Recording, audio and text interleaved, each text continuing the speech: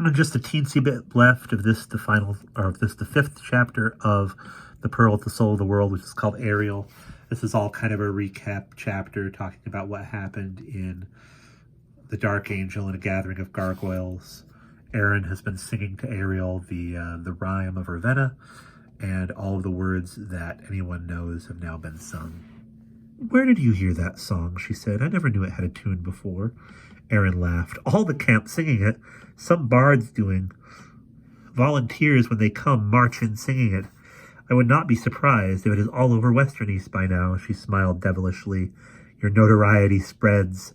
Aeriel looked wryly away for a moment, but her annoyance at Erin's playful needling never lasted. She sighed, thinking of the rhyme. "But what is the rest of it?" she asked. "No one knows. Tal the mage has no inkling, nor do the lawns, and my maiden spirits have not spoken to me since Orm." She glanced upward at the constellation of pale yellow stars, called commonly the Maiden's Dance. Elliptical in shape, it floated overhead like a burning crown. "How shall I learn the rest of the rhyme?" Aeriel wondered aloud. "We're preparing to march, and I don't even know Ravenna's plan." Sobering, Erin touched her companion's hand lightly once. "Take heart. Everything of which the rhyme speaks so far has come to pass. The witch must know this. Perhaps she has grown so afraid of you now that she has withdrawn into her palace of cold white stone and will not show herself." The dark girl shrugged. "In all events, it is no use worrying. I am certain that soon you will discover the last of the rhyme." Aeriel could not help smiling just a little. Erin always cheered her, but her mood quickly darkened. She fidgeted, biting her lip. "It's Irulanth I am most uneasy for. He is still within reach, and the dreams she sends him are dire. I fear for him." "I don't," said Erin sourly. "He is so full of his army and this war. He spends more time in the company of the Averclon and that Saber than he does in yours. He never speaks to you. He does not send for you. Is he not your husband?" "Peace, Erin," Aeriel said wearily. "There will be time for all that after the war." But the dark girl shook her head. "I have heard the rumors flying all over camp about this enchantment the White Witch still holds on him," she exclaimed, "that he may not lie with you or anyone while the White Witch lives. But I tell you from experience that is very little of what makes a man. And though he may not lie with you, he might touch you or talk to you or even look at you when you are in his company. But no, it is ever my troops and the war host, and my steed calls me away.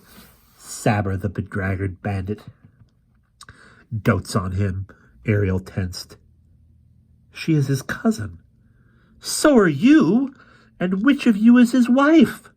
Aeriel felt the knot beneath her breastbone tighten.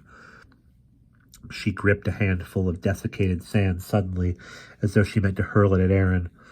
The near tent sighed in the wind. Aeriel opened her fingers and let the sand trickle away. "I'll not speak of this." "No, you never will," snapped Erin. She gazed off across the camp between the airy pavilions of pale green, ghost blue, and mauve. The set of her jaw told Aeriel that her own refusal to speak had hurt her friend. "It is not—" she began, groping. "It is only that we hardly know one another, Irulanth and I."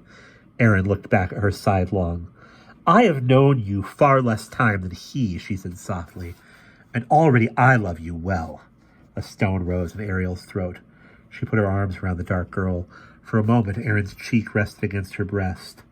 "I am so glad you did not go back to your people after Orm," she whispered. "You are my strength. You came on to Isterness for my sake, didn't you?" Looking up, Erin shook her head and patted Aeriel's cheek. Her palm was cool and dry. "No, dear one," she said. "For mine, I never had a friend before." She rose. "I will leave you now," she said, "for I see you want to be alone. I will be at the campfires of my folk, trying to remember our tongue." Aeriel mustered a smile and let her go. No less confounded than before by the White Witch and by Irulanth, she nonetheless felt easier now for having spoken with Erin. The dark girl bent and kissed her brow. "But you will forgive me if I think your Prince of Avaric a great fool for not loving you," Erin said very gently, "and you an even greater one for wanting him to." And that is the end of chapter 5.